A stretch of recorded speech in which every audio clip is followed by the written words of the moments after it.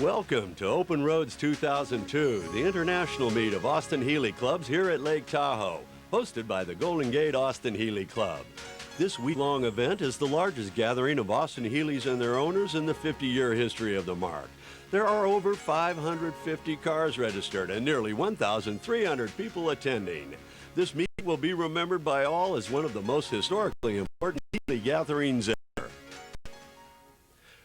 We are here to celebrate the 50th anniversary of the design and introduction of the Austin Healey 100 and to pay tribute to all those involved in its creation, and tonight, especially Gerry Coker, the body designer. This British sports car is truly one of the classic cars of all times, by the enthusiasts who have collected, restored, maintained, raced, and driven these cars since their construction in the 1950s and 60s. The Healey 100 was the vision of the automotive genius Donald Healey, who planned to build a reasonably priced sports car to fit between the MG and the Jaguar 120. Donald talked over his planned car with his son Jeff, who helped lay out preliminary chassis drawings and worked with his father on the chassis development from start to finish. At the time, Donald employed a young designer named Gerry Coker, who he assigned the task of developing the body and interior design. Barry Bilby undertook the final chassis design.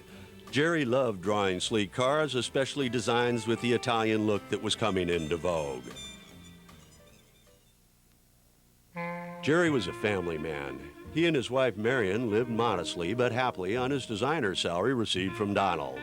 The first car he owned was a used 1934 Austin 7 that he later used to copy the seat for the new Healey 100. Gerry and Marion later moved up to a used 1947 Ford Anglia, but in those days Gerry could not afford to own the car that he would design. Before the Healey 100, Gerry's first design effort was a Nash Healey Alpine rally car that also ran at Le Mans. Gerry's design for the new Healey was at first considered too radical by Donald. He worried it would not be a hit with the Americans. After the first prototype body was delivered from Tickford's, Roger Menadue built up the complete car and displayed it at the London Motor Show at Earl's Court on October 22, 1952. It was an instant hit with the public and press. One unique feature of the car was a fold-flat windshield, Gerry's biggest challenge requested by Donald. Upon seeing the finished car, Sir Leonard Lord of Austin Motor Company proposed to Donald its production be a joint venture, and the newly named Austin Healey 100 was launched. On October 18, 1952, just before the introduction of the Healey 100, Donald took the car to Belgium and made a record-setting speed run of nearly 112 miles per hour. After the car was introduced, Donald wanted to further develop its reputation on the racetrack and entered the new Austin Healey 100 in the 1953 Mille Miglia and the 1953 Le Mans. At Mille Miglia, it was first and second in Category A, and at Le Mans, it came in 12th and 13th overall against exotic race cars and second in its class. Following these successes on the racetrack, Donald decided to undertake record runs at the Bonneville Salt Flats in 1953 and 54.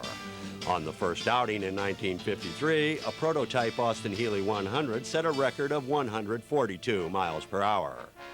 Gerry Coker was then assigned the job of turning a stock 100 into a sleek streamliner for Bonneville in 1954. He designed a streamlined front and rear to fit the standard Austin Healey 100, and with a supercharger, the car reached nearly 193 miles per hour with Donald behind the wheel. Sales of the Austin Healey 100 had been excellent with the efforts of Brian Healey, son of Donald. However, to boost sales further in 1955, Gerry was again called upon to make the body modifications for the new 100M Le Mans model. The Le Mans cars had been the first racing Austin Healeys, and the 100M was to be a replica of these first race cars. Only 640 100Ms were built in 1955 and 56. Gerry also designed the modified body and grille for the limited production 100S racing model, which came after the original Le Mans race cars. During Gerry Coker's years of work for Donald Healey, he designed other special cars. One outstanding example was a fixed-head coupe Gerry designed especially for Donald's personal car. Gerry was also responsible for the original design of the new Austin Healey Sprite, introduced in 1958. The original design included flush pop-up headlights and an extended aggressive look front grille. Unfortunately, these sleek details did not make it into final production, but the Bug-Eye Sprite was a major hit and reached huge levels of success. Finally, before leaving Donald's employment in 1957, Gerry was asked by Donald to fine-tune the new grille design for the new six-cylinder cars. Since retirement, Gerry and Marion have been kept quite busy by Austin Healey and Sprite owners around the world, inviting them to Healey functions. Gerry has received many honors for his work as designer for Donald Healey.